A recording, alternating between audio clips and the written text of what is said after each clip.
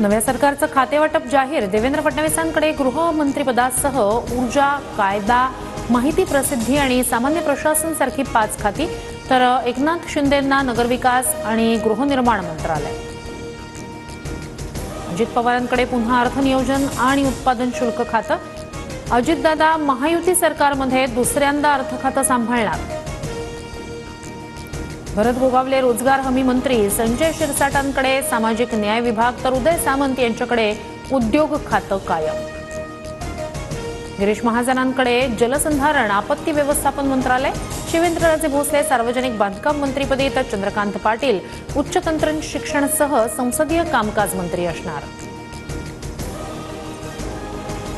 शंभूराज देसाई पर्यटन, खाण आणि स्वातंत्र्य सैनिक कल्याण मंत्रालय सांभाळणार, तर दीपक केसरकरांचा शालेय शिक्षण विभाग, दादा भुसेंकडे गुलाबराव पाटील मात्र पाणी पुरवठा मंत्रीपदी कायम। मंत्री पंकजा मुंडेंकडे पर्यावरण खातं, तर बंधू धनंजय मुंडे अन्न नागरी पुरवठा खात्याची धुरा सांभाळणार।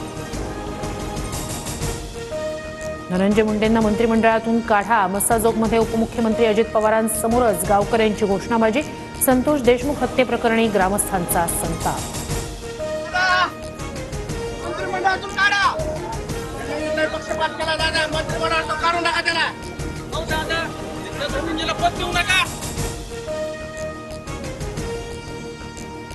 उपमुख्यमंत्री अजित पवारांकडून संतोष देशमुखांच्या कुटुंबियांचं सांत्वन। शब्द देतो सूत्रधार कुणीही असो, आरोपींना सोडणार नाही।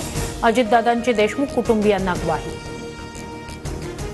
बीडच्या मस्साजोगमध्ये संतोष देशमुखांच्या कुटुंबियांशी शरद पवारांची चर्चा।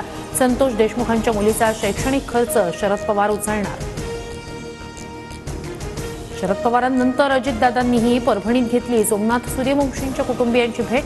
सोमनाथच्या शरीरावर मारल्याचे व्रण, दोषींना फाशीची शिक्षा व्हावी, कुटुंबियांचा आक्रोश।